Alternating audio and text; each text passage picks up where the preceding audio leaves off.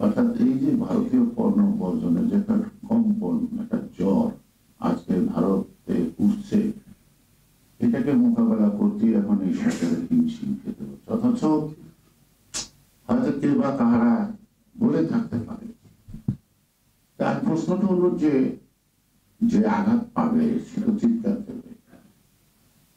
আমি তো তাকে ধমক দেওয়ার অধিকার রাখি না, কেন চিৎকার করে পারি? তার ব্যথা প্রশমিত করা, যেখানে আমার কোনো ই নাই, ক্ষমতা নাই, তাকে ধমক দেওয়ার আমি কে? ওবায়দুল কাদেরের সাথে বলছে ভারতীয় হাই কমিশনে দেখা করছে, দেখা করার পরে ওবায়দুল কাদের হুজুর বলছে ওই যে একটা বর্জন বর্জন আছে একটা শব্দ, কি বর্জন? ভোটের সাথে বর্ণ বর্জন। তখন ওবায়দুল না না না, এগুলি সব বাজে কথা। ওই যে যারা ভোট বর্জন করছে তারাই মানে এই পণ্য বর্জনের কথা বলছে। এসে আমরা কোনোদিন কাউকে পণ্য বর্জনের কথা বলছি না, বলছি বলি নাই।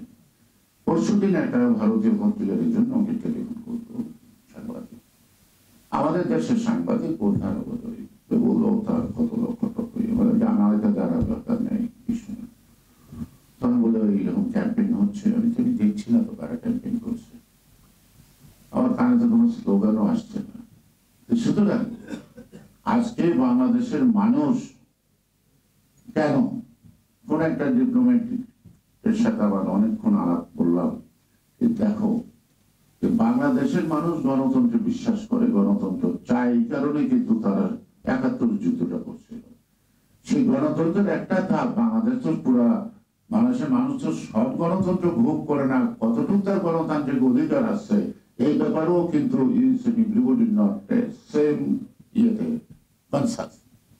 কতটুকু তার অধিকার আছে। সে হয়তো পুলিশের দখলদের মনে করে কি বলছি, সে আস্তে করে যায়, তাকে চ্যালেঞ্জ করে না। কিন্তু বিদেশে যদি একটা গাড়ি থামায়, সে কিন্তু ওই ট্রাফিকের বিরুদ্ধে মামলা করতে পারে, তার টাইম লস করছে, কারণ এই টাইমের মধ্যে তার অনেক কিছু লস হতে পারে।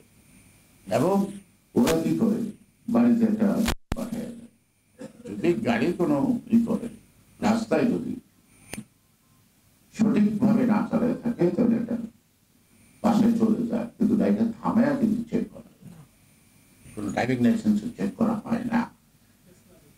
এখন আজকে পর ৮ সাল থেকে জনগণ প্রতারিত, ৫ বছর পরে একটা ভোট দিবার কিছু না, এই তো এটাই আনন্দ, এটা উৎসব, এটা ঈদের উৎসবের চেয়ে বড় উৎসব, এটা সার্বজনীন একটা উৎসব, যেমন বৈশাখীর উৎসব। এখন আমাদের পূজা পার্বণ রোজা ঈদ এটাও কিন্তু জাতীয় সংস্কৃতির একটি অংশ, সবাই একই সঙ্গে এই দিনগুলিকে উদযাপন করে, মানুষকে এই সংস্কৃতিতে কিন্তু একত্রিত করছে। সেই মানুষগুলিকে আজকে দ্বিধাবিভক্ত করে দিচ্ছে শুধু একটু গণতন্ত্র